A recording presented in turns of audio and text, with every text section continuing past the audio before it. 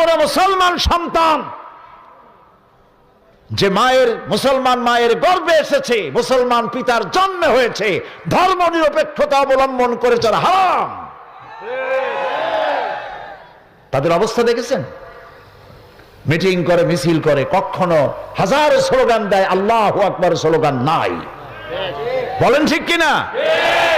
সেই দলের লোকেরা যদি আজ মাহফিলে থাকেন, আমি তাদের বিবেকের কাছে প্রশ্ন করি, আপনি আপনার দলের নেতা এবং নেত্রীকে প্রশ্ন করতে পারেন না?